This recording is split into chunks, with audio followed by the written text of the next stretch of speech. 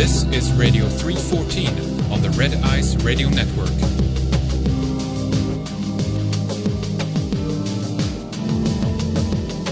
Hello there, this is Lana. Thanks for listening to this discussion.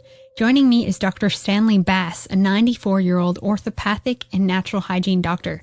Dr. Bass has been a nutritional researcher and doctor since the 1950s in the New York area, supervising 30,000 plus health recoveries using diet and fasting. He's had remarkable success with his 100% no drugs method. Stanley has had over 70 years experience helping patients detoxify, increase their vitality, remove disease and deficiencies. Stanley knew Dr. Herbert Shelton, a pioneer for alternative medicine, and wrote articles for his magazine.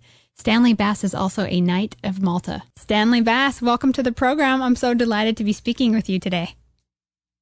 Oh, thank you. At the age of 94, you have an incredible story. So where did it all begin?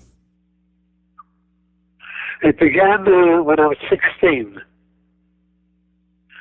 My father died when I was 5, and she died at 16 about then. So that left the 4 children with the highest age of 17, my sister 1 year more, to take care of themselves. And my uncle took responsibility for us so they wouldn't break up the family. And that way we stayed together until we grew older, and then some got married and we separated. And what inspired you to become a natural hygiene doctor? Well, yeah, I'll tell you the story from the beginning, okay? Yeah. A friend of mine was told he had a heart condition, and he was a trumpet player, and we used to work together where we used to go away for summers to the Catskill Mountains and for 10 weeks and play with the band and do things like that. And he used to just hang around. He didn't do any exercise or anything because he had pain in his chest, and he was told he had a heart condition. So he was afraid to move around, so he just sat most of the time. Well, one day after about 4 years that I had known him, somebody recommended a naturopath, and he went to this doctor. Doctor examined him and told him there was nothing wrong with him, that it was gas pressure. He had a lot of gas pressure in his stomach, pressing against his heart, giving him the pain. And so the doctor proved it by putting him on a juice fast, a juice diet for 10 days, orange juice. And after the 10 days, every trace was wiped out.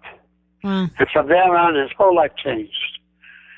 So me seeing this, I was fascinated by this remarkable story. And out of curiosity, I asked him, ask your doctor next time who I can read in the library to learn about this naturopathy and that knows so many things that the medical profession doesn't know. So he recommended William Howard Hay and Rasmus Southsaker, who worked for the Sundial Health Sanitarium. They were the medical doctors that were using a natural approach. So I went to the New York Public Library, which was a whole block long on 42nd Street. Are you familiar with it? Yeah. Yes.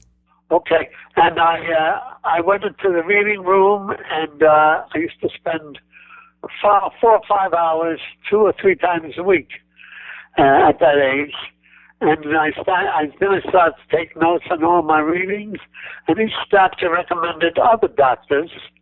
So I took their names and I read them.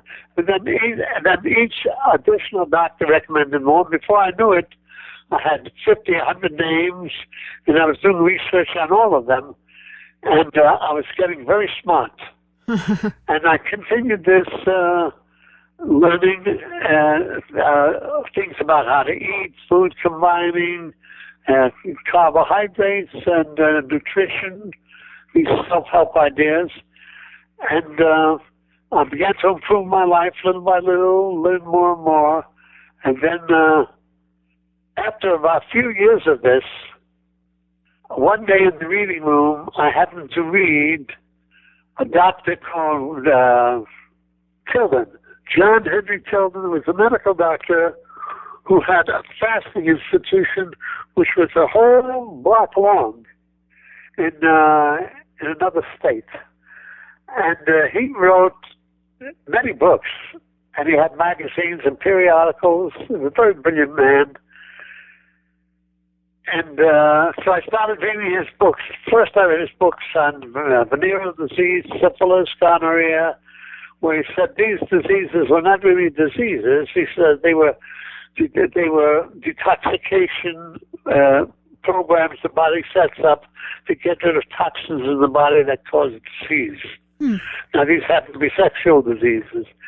Then another book I read, he said, he was talking about colds and flus and these serious type of colds where you get high fever, weakness, and all that.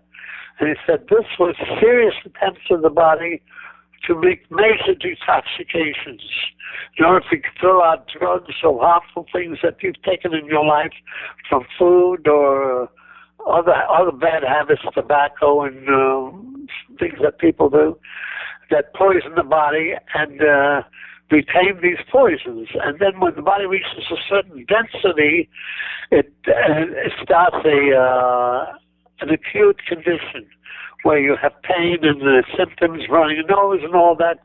And he said all these diseases are efforts of the body to purify it and to cleanse it so that you can preserve your life and keep on living.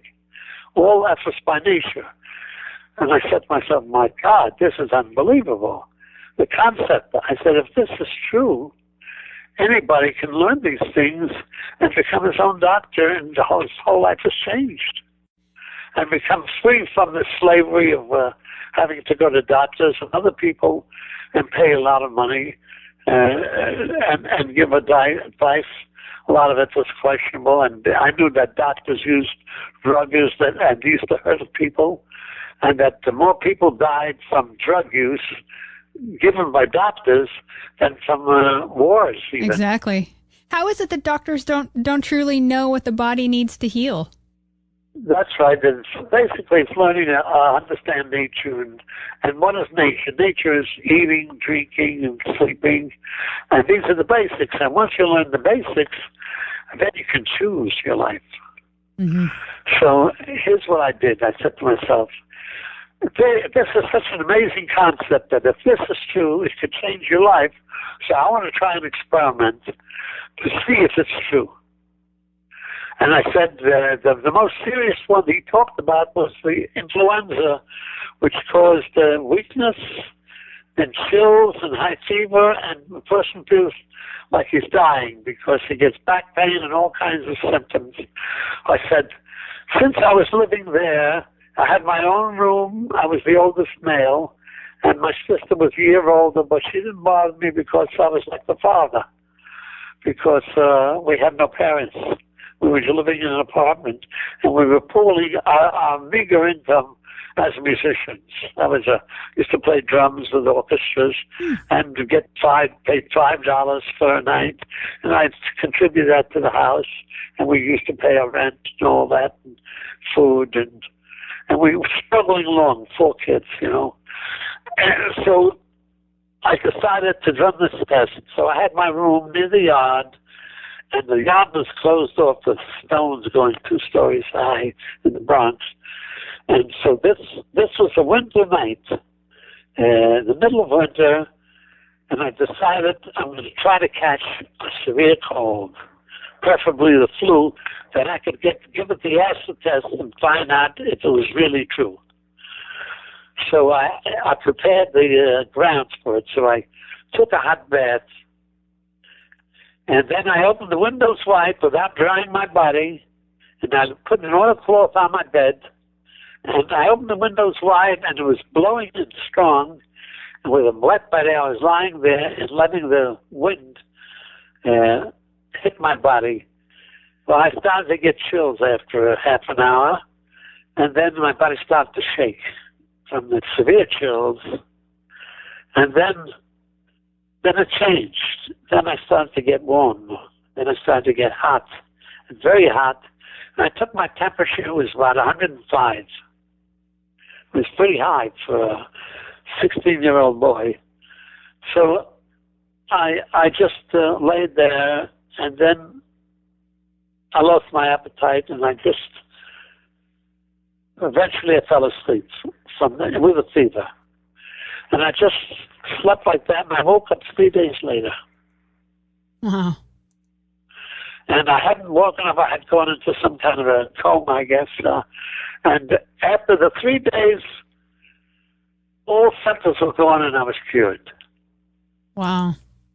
I went through the chills, the high fever, the weakness, chills jumping, running up and down my spine, and all kinds of scary sensations, and which I was scared because I said, well, I'm just taking a chance, but I hope God is with me, to help me if I made a mistake. Because, I was just an innocent young boy. Right. So after 3 days of fasting, I woke up and all sensations were gone. I got up and I looked in the mirror. I actually looked handsome. I lost about 10 pounds in those 3 days of not eating, and I felt very good, and my skin looked beautiful. My body had cleared my skin from the way I was eating then. And then I said to myself, my God, my whole life is changed. I discovered a secret, and now I'm going to investigate it to see where it'll take me. What is the right way to fast? How does someone go about that? Oh, if you want to fast, just stop eating and drink water. That's all. Mm. That's the traditional way in the Bible, and the way people have fasted thousands of years ago, the Old Testament, the New Testament, Moses, Jesus, the Greek philosophers goes way back, Fasting is as old as history. Mm-hmm. Well, anyway, these were water fasts they were doing, and then I began to investigate fasting, and I must have read all the books that they had on the subject. And I read about fasting all over the world, different religions, and I got involved in Hindus, customs, and then Tibetan life, and then Chinese, and it took me all over the world, and I started to develop an international knowledge, about the various things. So anyway, then I read these books on fasting, and then I started to experiment with it. Here's what I did. The first thing I did was when I read hay, before I discovered the water fast, I went on an orange juice fast for 10 days, and the 10 days cleared my skin and everything. I felt marvelous. I told my sister about it, and she did it, and she became beautiful. She lost weight, and we learned the secret. We learned that anytime you don't feel good, you go on orange juice, the body will get you well. So immediately that we became miniature doctors from this little knowledge. But then here I was doing all this research, going every week to the New York Public Library. I was going deeper and deeper. Then I became an expert in fasting. Then I started to do a lot of fasting. I fasted on water, this time without any orange juice. I'd go on water, say, for 3 days, then I'd lose my appetite, and then I would go into a state where I wasn't hungry, and I just lived on water. And I did 3-day fast, and 7-day fast, and then 10-day fast, and then 2-week fast, and I kept this going for years, and it went into thousands of days after a while, and by the time I got to 10 and 15 years. And I became an expert in fasting. Stanley, I have to ask. Some people they get pretty shaky or sick if they don't eat. Did you ever have those symptoms? Well, that's because their lack of stimulation of food. Mm. It's just a temporary symptom, because after the second day the body calms down, and then by the end of the second or the third day, then the appetite starts going away, and then it's easy to fast. Then all you have to do is just stay on it. Mm-hmm. And then you could end it any time you want. So I used to end it on the 10th day at the beginning. But then, I was a musician. I was just a young boy, and I used to make a little money with music. And when my father died, and we went on relief because we had no income.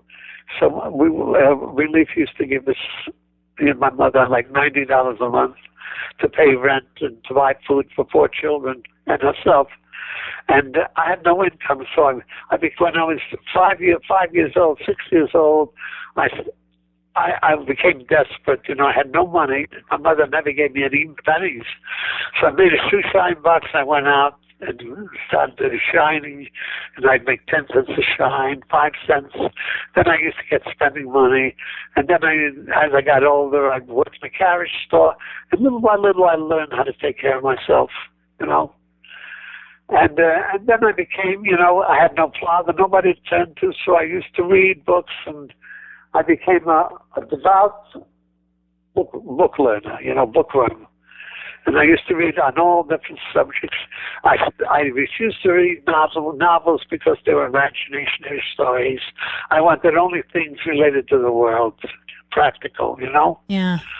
So being a Virgo, according to astrology, I'm a very analytical. And I used my analysis to solve problems. And I gradually became more and more intelligent, you know. And I learned a lot of things. I learned secrets about doctors. I began to learn about, I started to read about spiritualism and mind science and self-care systems of psychology and religion. And then I began to learn about Theosophy. Do you remember these systems, Theosophy? Oh, yeah, of course. And then gradually it led me into yoga. And then I started to read yoga and different religions, practices of yogis and meditation. Then I went into meditation of the Tibetans who lived in the mountains, and they were living on yak milk and different diets. And then I began to get branched into the Chinese history, then Asian. And before I knew it, I was all around the world, you know. Well, anyway, this kept growing and growing. And then then my relatives started to come to me because they noticed I was into nutrition and I never went to doctors. I never got sick anymore. And anytime I got sick or a cold, I'd get rid of it in a day or two, just fasting. And then one relative came to me, and she had a problem, I think, with diabetes, and I gave her some suggestions. She started to feel better. Then my sister married a man, and then the father of this came to me with a heart condition. You know, I was treating heart conditions. I didn't even know what it was. All I knew is that the heart didn't work right. And it was a circulatory problem with the coronary arteries. So I used to put him on, then I put him on a fast. I took away all his food, and he fasted 10 days, and his heart made a big improvement. Then his blood pressure came down, his blood pressure came down, his heart got more steady, and he started to give me presents because I was just a kid, you know. He didn't know what to do with me, you know. I wasn't charging him anything, you know. So he'd buy me gifts and things like that. And then other relatives, and then before I knew it, I was helping friends in the music business.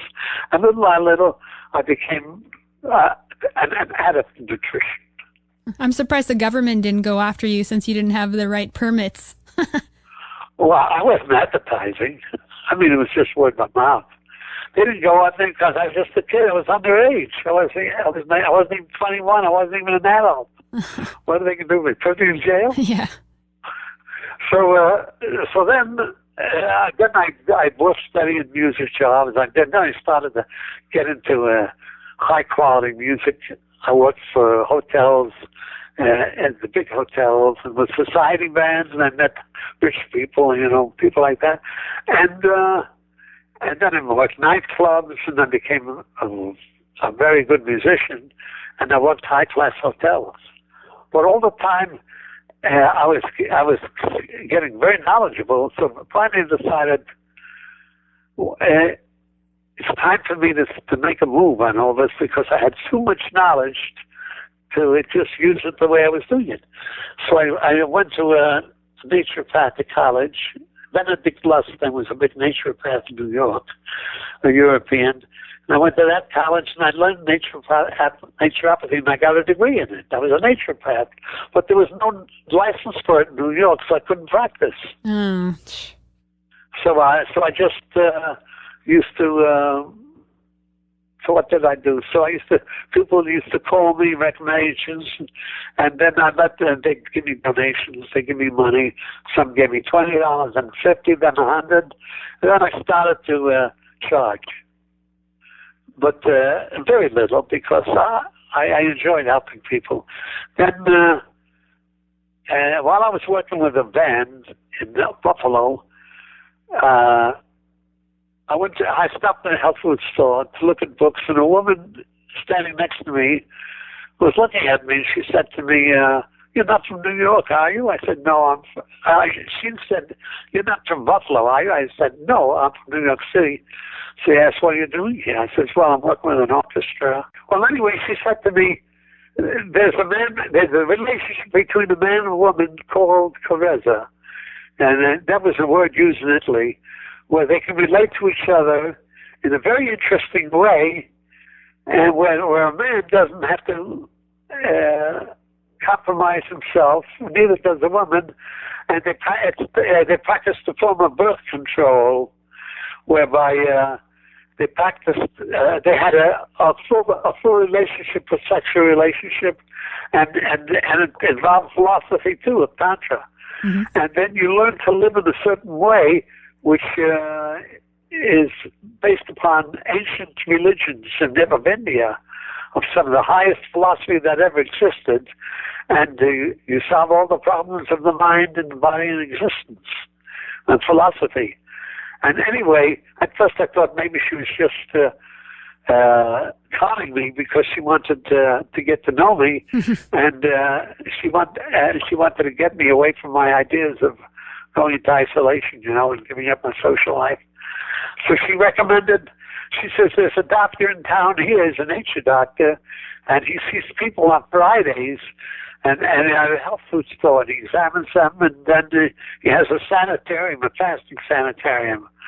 So I said, he knows about these things, she says, why don't you talk to him? I said, gee, I'd like to check that out, because if this is true, this is another big major move in my life. So I went to there, and I sat around, and it's about 12 people coming in and out. And eventually the doctor came over to me and says, who are you waiting for? I said, I'm waiting for Dr. Curcio. He says, I'm Dr. Curcio. I said, could I have a consultation with you? So I spoke to him. I said, I told him about this woman, and I wanted to check out something she told me about called charisma. And she said, you would confirm that it's real. So he says, yes, charisma. He says, we know about that in the natural healing field.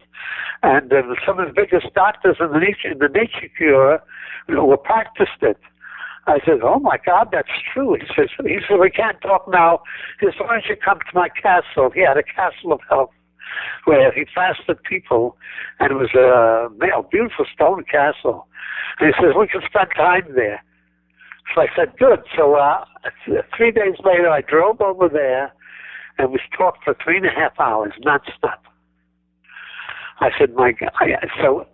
And then he told me about nutrition, and I was on the track, and if I hadn't met him, I would have injured myself seriously, because I was on a diet that was very dangerous. And he told me what happened to him when he went on this diet.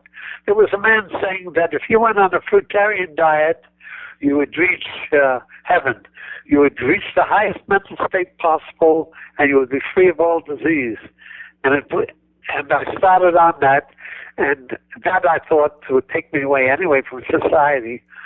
And he said, don't do it because I did it, and I injured myself. I lost my teeth.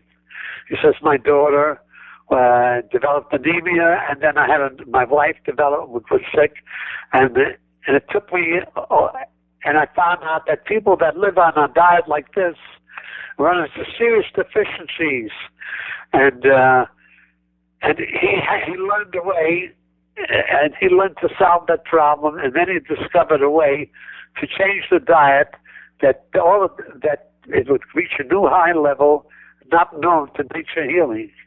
and he introduced a new system of diet.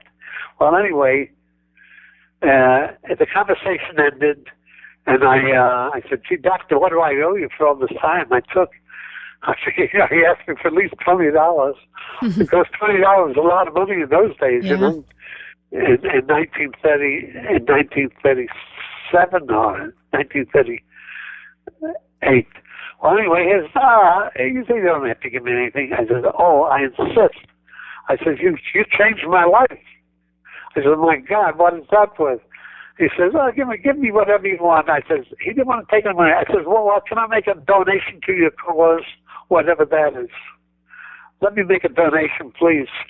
So he let me donate. I donated $10. So he was happy with that, and I was thrilled, and we became good friends. And then later, he sold his castle. The medical doctors conspired to get him out of town because he was educating the people, and they were getting too smart, and they were dropping their medical doctors. So they wanted to get him out of town. So they rezoned his place, and it became like a state institution. So anyway, he came to New York to practice without an institution. He came to practice nutrition. And when he came to nutrition to New York, I became a student.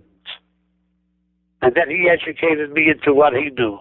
I got a degree as a dietitian, and then I figured I got to get away there to get a license so I can practice, and then I can make a living. Yeah. Then I'll drop music and become a doctor. So then I found the only way to get a license was that what a lot of doctors were becoming chiropractors, and chiropractors were using nutrition. So that was the way to get into nutrition and to practice and to get a license to practice. Chiropractors don't do that anymore. I haven't heard of any chiropractor talking about nutrition. Any doctor, for that matter. Oh, yeah, chiropractors are very much into nutrition. Okay, so anyway, then I joined the National Hygiene Society, and I went into practice. Then I met a lady who was very nice, and she made a website for me, and I created a website. I guess that's how you got me for my website, That's right. All right. Now, anyway, by that time, I was very knowledgeable, and I was good. My reputation was growing because everything I learned I tested on myself, and I knew what was working and what didn't work. Mm-hmm. And the average doctor didn't do that. He went to school, they told him what to believe, and he went into practice. Right. So he had no experience outside of what they taught him. But I was self-taught. So I learned things that nobody knew. Because I was reading the literature all over the world, of every country. Well, anyway, so then my practice grew, and I started to make a living, and eventually I bought a property in Brooklyn, and I decided that the best way for me to practice was to go. I bought this property, and then I decided to form a church. Like the new. Like the Christian Science Church, and you have the Seventh-day Adventist Church. You're familiar with them? Mm-hmm. Oh, yeah. Yeah, and the churches that went into nutrition. I figured if I went into the church and I taught nutrition there, I could revolutionize the whole subject. Because churches were not into nutrition. What do they know? All they know is about fasting, and most of them went to medical doctors. Yeah. So I created a new type of a church. Based on natural healing, fasting, and psychology and yoga and everything that was constructive. And I gave this, and I was practicing as a chiropractor at this time. So I went to the state and I said, I want to get a tax exemption for a church. I want to give the property to a church, and I want to use half of it for a chiropractic practice and get a tax exemption on the church part. So I began to learn all these things. So they said, you can't do it because we don't give the partial exemptions. Either the place is a church or it's a chiropractic office. So I said, I wanted to go into the church, but because I knew so much about religion by then, that I could be a very good minister, a very high-class minister. So I decided to give the property to the church. And I stopped the chiropractic practice.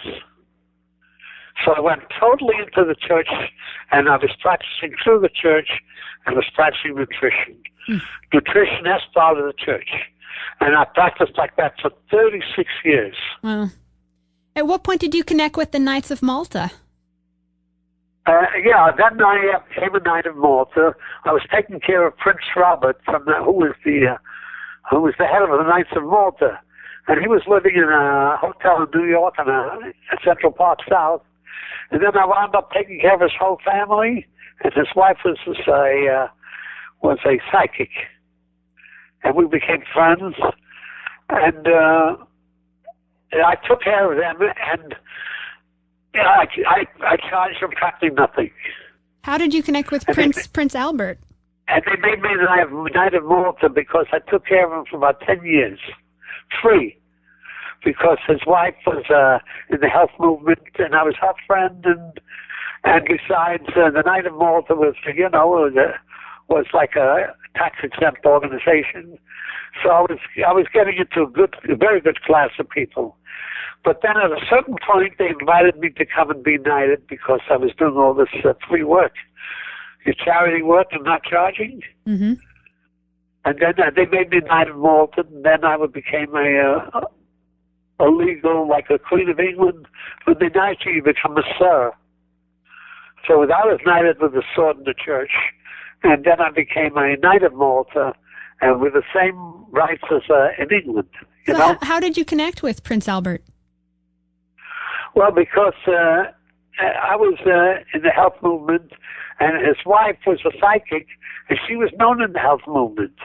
Because she used to consult with people, and then word went to, and eventually I heard of her, and then I met her, and we became friends, and then she was married to Prince Robert of the Knight of Malta. He was her husband. That's how it started. So then I became the family doctor. Did the Knights of Malta share a similar view on the subject of natural healing like you? Did they discuss these things sure, when you meet? Because they were smart. They knew a lot of things. I know. Yeah. Because it was a world organization. They were from Gibraltar, and they knew about ancient Russia. They started in Russia originally. The Knights of Malta started in the 1700s. So I was like a Masonic organization. It was a very famous organization. Well, anyway, and that way, then I had this. Eventually, they gave me this beautiful. After they knighted me, they gave me this beautiful certificate, and I framed it, and then I had it on my wall. So people used to see that. It gave me prestige. There's a lot of conspiracy theories flying around. Very important. What? I said there's a lot of conspiracy theories flying around about Knights of Malta saying that they're actually bent on world domination, but that's another story. Well, eventually I heard that some of them were getting big donations from wealthy people, and some of them were probably con merchants, like in all organizations. You have people that are clean, and then you have people that are on a lower level, and Sure. They get into conning. And they get into non-profit institutions, and then they get donations for different organizations. It's a whole big political thing there. Yeah. Well, anyway, I wasn't into the politics of that. So then, at a certain point, I was in practice for maybe about 15 years by that time, and then I became a chiropractor, and then eventually I earned a PhD in public health and nutrition, and my walls were filled with diplomas and things, awards for things I was doing. Then I became I developed an international naturopathy degree. I became a naturopath that can practice anywhere in the world. because they were international degrees, and it started growing. Well, anyway, natural hygiene became my fortitude, because I became an expert in that. I met doctors that were 50, 60, 70, 80 years old, and we became friends, and I began to learn what they knew. So then one day I said to Dr. Kershaw, after being a doctor 15, I said, I'm very disillusioned about something in this field. I said, people go on the internet, they look for an ancient doctor, and they get a name, and the doctor tells them what he's going to teach them is the highest knowledge on the subject.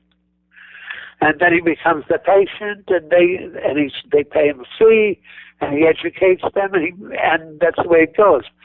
I said, but every doctor is different than the other, and they each don't know the same thing, so they're all individualists.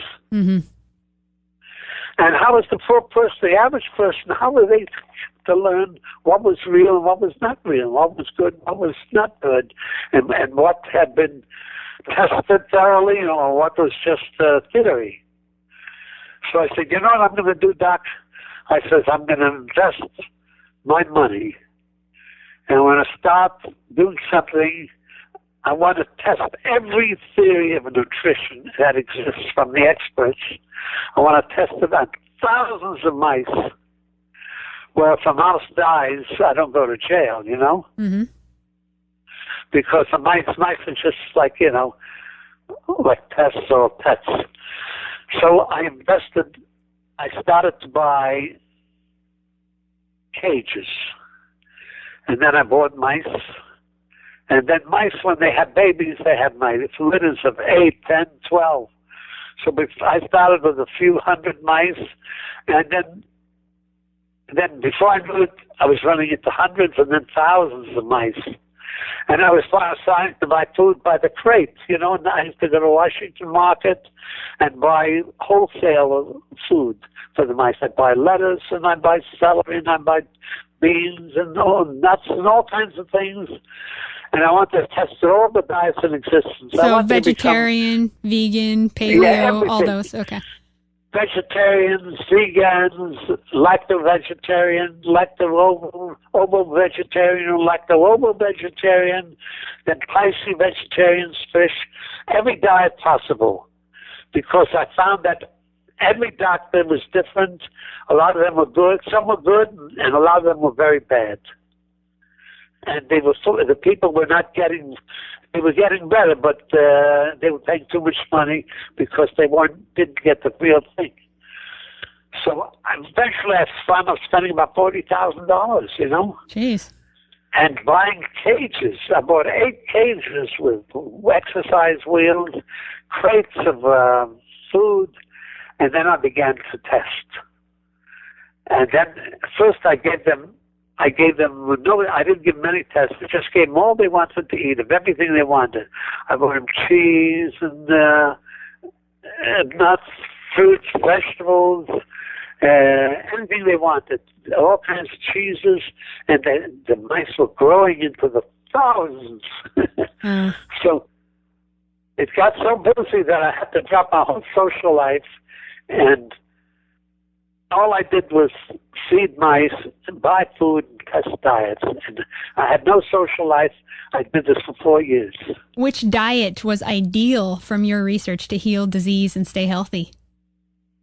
Yeah. Well, I tried different diets. Then when I tested the diets of the most famous doctors, my mice started dying quickly. One by one, I said, what's wrong? What's wrong? There's something wrong with the diets that are killing off my mice, and every diet I tested was killing my mice. And Dr. Kershaw, who was my teacher, and was one of the top nutritionists in the world, because he had patients all over the world. He was marvelous. I told him what was happening. He said, Stanley, you're into new territory, and you're finding out things that we don't even know. Go for it, he said. Go for it, because this is something you can change the whole world with what you're doing. So I gave it my full attention, and then he said, I want to give you a lot of different diets to try that I want to know how good they are, and the testing would take too long, because when you give a human being a diet, they might have to stay on it a year or 2 or 3 before they get big changes. Because a human, is a slow animal. Yeah. When it comes to physiological change, whereas in the mouse, 1 day is equal to a month for a human.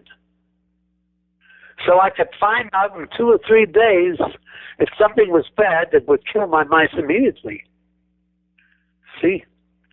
So that's why the mice were so wonderful. So I kept doing this for 4 years. All right, so here's what I did. So Dr. Kershaw gave me different diets. Test this diet. I tested it. I said, this is what happened to my mice. And then if the mice didn't do well, he dropped it. And eventually I found certain diets were helping the mice become healthier. And different things, I was learning different things. So whatever I discovered with the mice, I gave him the best diet, and he tried on humans, and it was the same thing. And what diet did you find was the best of all your experiments? Oh, it's a long story. Don't ask me that now. Ask me at the end. Okay? Okay. Because this is a gradual learning process. So I'll tell you what I did with mice. I'll give you an idea. 4 years I tested. After 4 years, here's what happened. The first year, I lost a lot of my mice. They were dying off. I didn't know what was causing it. I was getting the best nature diets, but they were killing the mice. I said, there's something wrong. I don't know what it is. So I gave my friends, I gave them a vegetarian diet. I gave them what people ate. I gave them fruits, nuts, vegetables, sprouts. I gave them lentils, and I gave them grains. I gave them sprouted grains raw, grains cooked, all kinds of different tests. And I found certain diets, the mice died fast. Certain diets, they lived a little longer. And then I checked what was causing the death, and I had to eliminate one food, then another, until I found out what was causing it. And then I would start a new diet, and then the same thing. Then they would live longer. But then at a certain point, they'd reach 30 days, which is equivalent to a human year. So then I had diets that a human can stay on for a year without getting sick and to live in good health. Then I found diets that would be good for a year and a half, then 2 years, then 2.5, then 3 and 4 and 5 years. So I was classifying all kinds of diets. This diet, I guarantee you, will keep you alive for 6 years. This diet will keep you alive for 8 years, this for 10 years. And I took people with diseases, and they went on the diet, and they got rid of the disease, and the same thing happened with the mice. So this was an amazing discovery. If they had to do this in universities and in hospitals, the research would cost trillions of dollars. And I was getting it for $40,000 for 4 years because I was doing it myself. Now, what about eating meat? You couldn't feed the mice. Were they eating meat as well? Well, I tried that. I tried everything. Finally, I found that the vegetarian mice, the best vegetarian mice, they would live for the equivalent of about 45 days with tremendous health. They were very thin, but they moved like the speed of lightning. And then after about 45 days, they began to die off one by one. So I said to myself, well, they've reached the lifespan on that diet. This is the ultimate on a vegetarian diet. After that, there's no place to go. Because then you got to go into animal foods. Yeah. So then I started to test fish. I started to test chicken. I started to test beans, cooked, and all the things that human beings eat, the grains. And then I found they lived a certain while, then they would die. But they didn't live too long. They lived on the average of 40 days, 30 days, 40 days, which is equivalent to 40 days times 30. So the 40 things, so it's about 1,200 days. So I got diets for different years. But then they would die too. Eventually, by accident, I came to eggs. When I came to eggs, I noticed a lot of the mice were giving birth to babies, but the other mice were eating up the babies. So I knew there was a deficiency present. I didn't know what it was. But why were they eating the babies? The babies were not surviving. One day, I see 12 babies are born. The next day, I look, there's no babies. They're all gone. So the other mice ate the babies. So I knew they must have had a serious deficiency. So I started to experiment to find out what was missing in the diet. So finally, I came to eggs. And a lot of my mice were paralyzed, the rear legs. They were healthy, but they had paralysis and different diseases, but I didn't know how to get rid of them. So finally, I got to the eggs. And when I gave the eggs, they gave birth to babies that were bigger and stronger, like none of the mice I ever saw. And babies that were born with weak hind legs and different diseases, those deaths ended. Those mice were born healthy, and the mice, and then I gave the eggs to all the mice, and they stopped eating the babies. Then I knew after I discovered what removed the deficiency. There was something in the eggs that was a perfect food, because an egg hatches into a chicken, which is a perfect animal, you know? Yeah. So I knew that its egg was a perfect food. So when I started giving you the eggs, the mice that had the eggs, every day they grew fast, and they grew big and strong. So I was so excited, I told Dr. Curcio, I said, Dr. Curcio, I discovered a miracle food, eggs. All the mice that are having eggs, I doubled the lifespan, and nobody in the field of nutrition thought that eggs was more than an ordinary food. Get it? Yeah. So that was my first big discovery. Then I made other discoveries. And that's the way it went. But finally, after 4 years, I figured that's enough. I learned what I wanted to know. I made a lot of discoveries, and I discovered about 15 diets that were superior to anything that was on the pike. No, there was no doctor that had any of these 15 diets. These 15 diets were better than any diets they gave humans. So Dr. Curcio started to use all these diets for himself. And I was thrilled because he was the man that taught me, and I was able to repay him by giving him the best knowledge that I could find. So then from there on, I went to the pet shop, and I had about I took all the mice that were left. I said, I'm through with my experiments. I want to sell your mice. I'll give them to you for very little. Do you want to buy them? So he bought all my mice. And he says, look, he says, I want you to run tests on golden mice. Golden mice are very rare. And I want you to breed them for me, and I'm going to make a lot of money, and you're going to make a lot of money. So it was a fascinating offer, you know. But by that time, I was so tired of cleaning cages and carrying crates, and I just wanted to get away from this research. I wanted to live myself without research, because the research made me a prisoner, you know. Yeah. So from there on, I wrote a book. I started to publish my works, the mice, and you know who bought my books? Doctors from all over the world. I found out experiments with mice, and when they heard about that book, they were I was charging $20 for it. They were sending me from all over England and Scotland and South Africa, Israel, South America. They were buying my book, but no nature doctors were buying my book. Only medical doctors, and I couldn't figure out why. So they wanted to learn what the nature doctors knew. See. So they were buying the books, but the nature doctors thought they knew it all. They were smart Alex. And you couldn't tell them anything.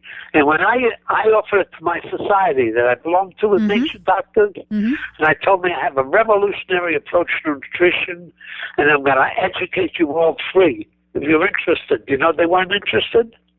Of course not. They looked at me as a threat. Yeah. They said, you have your own style. We don't know anything about it. That's what they were thinking. And they didn't ask any questions. Nobody wanted to talk to me because they didn't know how to talk to me. You know, I had my own knowledge. So the result was, then Dr. Kershel, he changed the diet, and he added eggs, and he added raw milk cheese, and he got results, and he cured diseases that all the doctors could not cure on the vegetarian vegan diet. They were vegans and vegetarians. Yeah. See? So they were so jealous of him that they wouldn't let him talk anymore, and they outlawed him, and he couldn't make a living. So he had to travel, become a traveling doctor to make a living. But I was his friend, so a lot of them didn't like me because I was his friend. So, but I was very careful. I didn't step on their toes. I kept my mouth shut. I didn't try to educate them. So they tolerated me, see? Yeah. But if I tried to educate me, then they try to get rid of me, you know? Yep. So I kept my mouth shut. And I just educated doctors that were open to it, and that were my friends. And they said to me, Stanley, what I'm going to do is the most important thing in the world. You're going to save hundreds of thousands of lives with what you're doing. Go for it. And don't pay any attention to these closed-minded doctors that are running our organization, you know? So, Stanley, I have to ask you, if animal proteins were proven to be basically the better diet, what's your theory on juicing vegetables? Now I'll tell you. So I was following Dr. Kirsch's diet. He was using eggs and cheese, and it was the best diet that any of the nature doctors had. Because all the doctors were failing in serious diseases, and the patients wound up with Dr. Kirschel, and when they came to him, he cured them. So I was happy to have the experience from a doctor of his caliber, you know. So I gave him everything I had, and he gave me everything he had, and I became, you know, unique. So and then new things came down the pike. You know, the internet developed, and then I began to read books, and then before I knew it, I was investigating Paleolithic diet. Then I began investigating the diets 10,000 years ago, primitives before the age of what they call the age of the agrarian age. You know, the age of farmers and all that. Before that was the age of the hunter-gatherers. You know, they used to live on animal food. Are you familiar with that? Oh yeah, definitely. So I went way back to the earliest history I could find, 2 million years ago, and I studied the Paleolithic, and finally I realized that the highest knowledge ever achieved were the primitives, because they had no disease. They didn't have our diseases. The diseases came in with when they went into the farming. You know, and then they started growing grains. Grains are a foreign food for human beings, and it produced a whole bunch of diseases that started about 5,000 years ago. You know, all the cold, the diseases, the venereal disease, all the diseases. The primitives didn't know any of the diseases. They were free of all of them. Then I studied the Eskimos and the South Americans, and I found that they had the highest knowledge of nutrition. Now, but I had a lot of knowledge of my own from the vegetarian side, and I was into juice diets. I was into all kinds of experiments, and so now then I started to take the best of what I knew and to mix it with the best of the Paleolithic diet. And now I have a diet that can cure almost any disease. Did we get to know what it is? And I started to get cures with cancers. But you see, I didn't want to advertise it because here I was functioning as a minister. See, I was a minister, so they didn't bother me because there's a separation between church and state. But if I had practiced as a chiropractor in nutrition and giving these diets, they would have charged me with practicing medicine without a license. Mm-hmm. They would have taken my license away and thrown me in jail. Sure. See? So I figured I'd better stay with the church to protect me, and that way I could go deeper into nutrition. See? And then they wouldn't bother me because I wasn't practicing as a medical doctor. I was practicing as a pastor of a church, and they didn't bother me. Get it? Mm-hmm. Yep.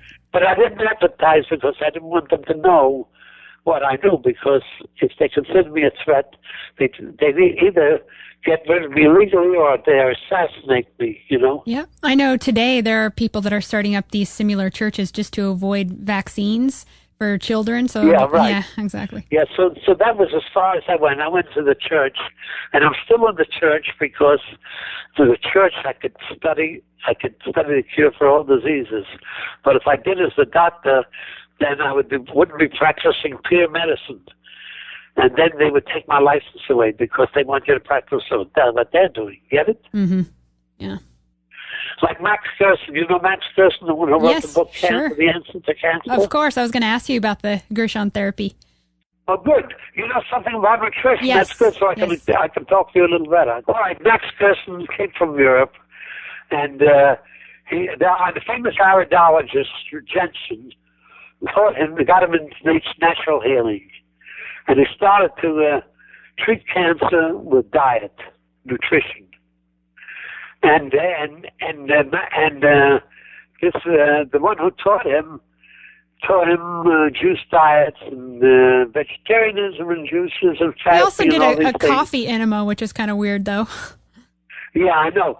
They were experimenting, and somehow they developed the coffee enema because it caused the liver to throw up a lot of poisons, but they didn't know that the coffee was damaging the liver, and the liver wasn't able to function normally, and they misinterpreted that as detoxification. Because I know one of my patients went into the Gerson method, and she used the coffee enema, and she got to a point that she wound up in the hospital. Yeah. And I had to get her out of the hospital, and I warned her not to do it, but she didn't know enough to know how to evaluate what I said. So she tried the coffee enema. She felt better from the coffee, which is a poison. It's a stimulant. And then all of a sudden, it caught up to her, and then she couldn't breathe. And her heart became erratic. So she wound up in the hospital. But I got her out of it, and now I'm taking care of her. She's slowly getting well again. So what I'm trying to say is that Max Gerson, he got so famous that they took his license away. So they took his license away because he wasn't practicing peer medicine. What the other doctors were doing, the doctors were complaining, you know? Yeah. So naturally they weren't going to tolerate that.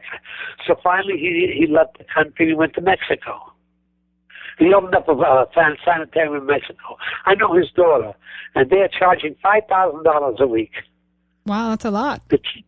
Yeah, they're really milking the public with what they know.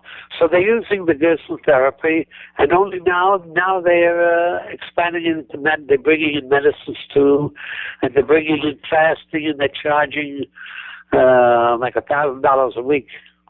Some are paying $5,000 a week, and they're really milking it for all it's worth. But I don't bother them anymore because I don't have anything. They're in Mexico now. Well, anyway, that's what happened. See, so now what I'm planning to do is, I'm 94 years old. I'm going to write all this up, and I'm going to leave this legacy to the world. And I hope to save, after I'm gone, hundreds of thousands of lives. And so I'm right now, I just want to live my life out. I want to live as long as possible. I want to try to live to 110, 150, 120, like one American did and a Parisian woman did. If I can live to 150, I can get the attention of the world. And then I can prove my point, right? Yes, definitely. And I think it's more important now because... So I want to live. If I can live long enough, I can change the whole subject. And then we could wipe out all the mistakes of medicine. Well, I hate to say it, Stanley, but so many people are brainwashed into thinking that they need pharmaceuticals and vaccines. I know, but I don't bother those people. I just deal with people who are open-minded. That's all I can do. Yep. Hey, I have to ask you a question. I don't know if you guys talk about this being a Knight of Malta or if there's any preserved writings that discuss this, but do you know what brought the knowledge of farming? Because a lot Farming? a lot changes on this planet when farming comes Yeah, along. there was a book written called The Stone Age Diet. Now, this book was a very rare book. It sold for $350. It's a marvelous book. And he talked about history. Different tribes went here, and one practiced this, another practiced this. And it's an amazing historical document. You try to get this book. If you can get it, I have a copy. So I'll try to let you download it or something. Okay. But this book, The Stone Age Diet, talks about the early people in the Stone Age and how all these things grew gradually into farming and all that. And it gives you, it's like a historical record of the whole thing. And it goes back to 10,000 years ago when the farming started, the agricultural age, and then they stopped hunting animals and they went into agriculture, and then the grain started. And then when the grain started, all diseases started 5,000 years ago. And then in India, they became vegetarians because it became overpopulated, and they had they couldn't afford animal food, you know. Yeah. So they had to live as vegetarians. But there was a time that these yogis 10,000 years ago were eating meat. Were they eating it raw too? Well, some that knew about it, but yeah, those that were eating meat found that if they ate a certain amount of raw meat, then they would reach the highest level of health. Because there was something in raw food that when you cooked it, you killed it. Yeah.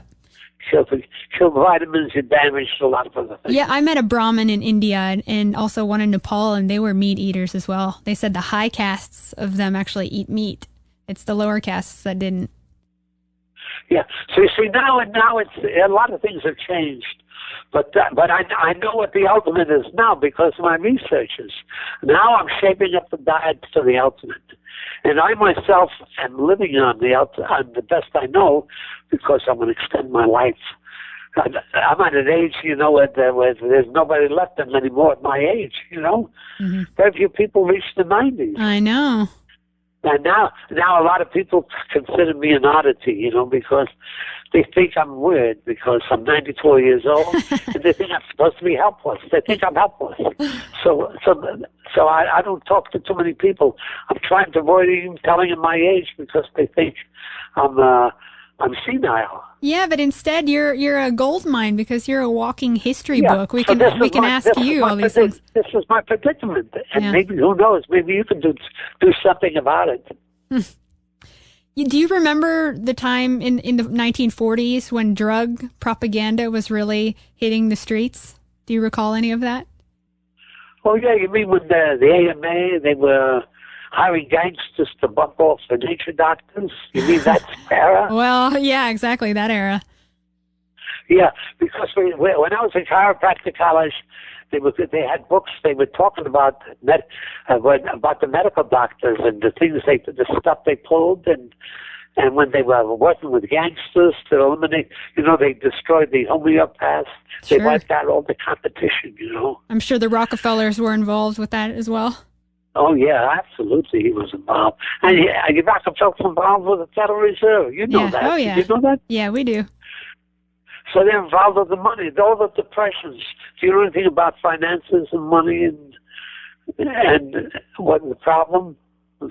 Oh, yeah. All these things? We cover that on this show. You do? Yes. Really? Because now I learned about that. Do you know I'm familiar with the Austrian School of Economics? Yeah, of course. Well, you're a very smart lady.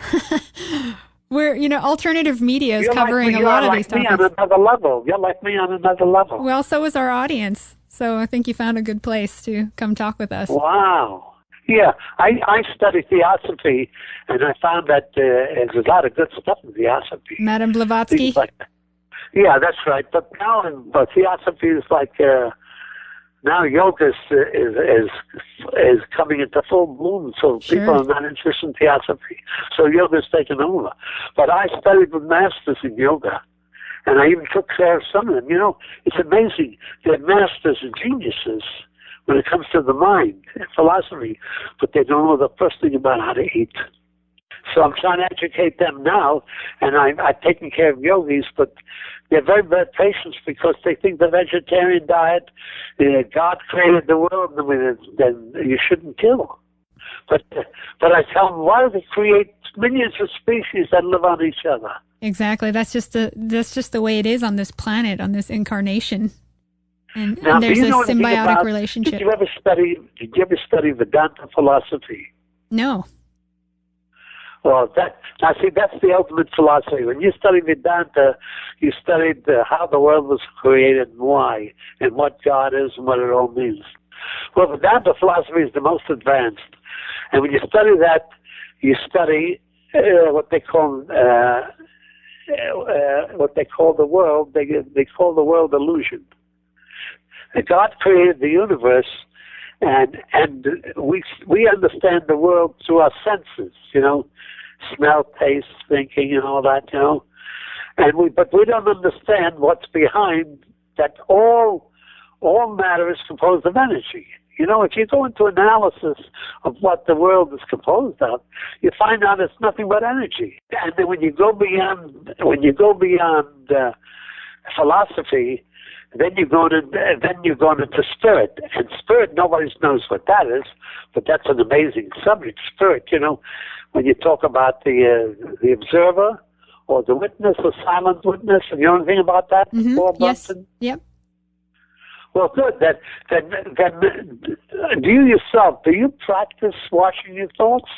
Of course I do, every day, because I think your thoughts are creating your reality. You're manifesting everything around you, so you have to mind control yourself. I want to ask you a question. From what I understand, the highest masters live in the world, but they're not of it. But they live in the world and they act their role. But behind it, they're masters, and they help people privately. Now, take yourself, for instance. You're a woman of great knowledge.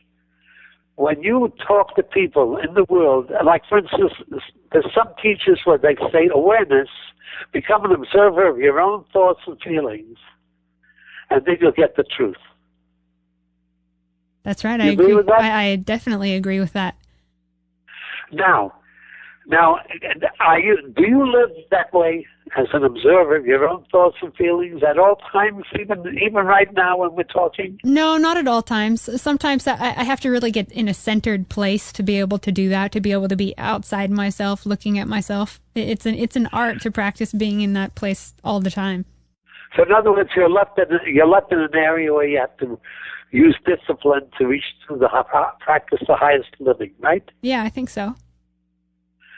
Because it's exhausting to watch your thoughts. Now, I read books on awareness. There's a Jesuit man who wrote a book on awareness. Very nice book. He says when you watch your thoughts, don't try to find an answer. He says when you watch people, you talk to people, just observe. Don't try to solve problems. Just observe. That's the way they do it. There was a book written called Awareness by Jesuits. Are you familiar with that book? No, I'm not, but you were talking about it before we got cut off. Well, anyway, there's some people write on awareness. Gurdjieff used to be one like that. You know Gurdjieff? Yes. Who has the answer? How to live in society? This is the question. Well, how to live in society and to be in a state of peace at all times. Well, I think the important part is to not be part of the collective. It's to become an individual. It's when you're part of the collective, then you're sucked in, and it becomes a dangerous thing for you as the individual. In the ultimate philosophy, there's only oneness. See? There's God, and all people, all spirits are part of God. And all the different people we see, this is an illusion of the senses. That's right. You are actually me. I get torn when I think about this, because some days I think, yes, there's a oneness, and other days there's a big separation. So That's where I am, and I'm trying to find that ultimate peace. Yeah. Do you have it? I wonder if this oneness thing on the planet isn't possible, that even that is a delusion, that really everything is dualistic. Because I look around and I'm not one with a lot of the people that I see out there. I don't know about you, but... Well, I can understand the philosophy of oneness, but the thing is, if you're going to live as a human being, You have to live in duality because your life is so different. I agree. But the thing is, eventually, when you merge with the observer, in other words, you become a oneness. There's no me, I, you. There's just M, pure amness, pure existence. When you get to that, I think that exists, but not on this earth plane. I don't think oneness exists here. It exists somewhere else. I think that this is not. I think eventually these yogis, they merge with a higher mind, type of mind where they become a oneness with God. So what's next for you in this phase of your life? Well, right now I've got a property that I located, and I got to buy it for my place in New York.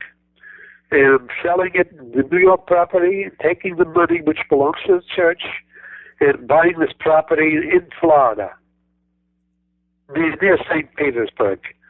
And I'm going to live here in a better climate and try to extend my life as much as possible and try to pay all my bills and expenses from any clients I take care of.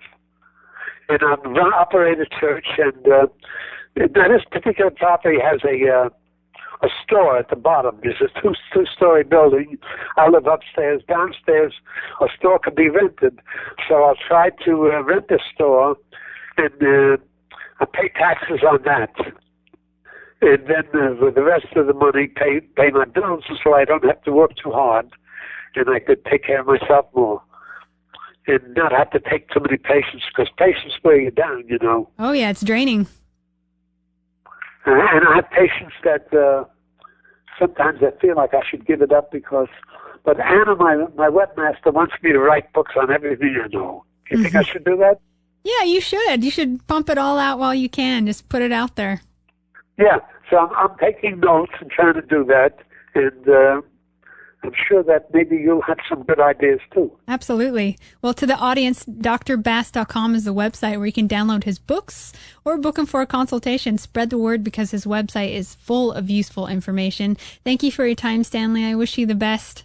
Oh, wonderful. And to you out there, what you eat today walks and talks tomorrow.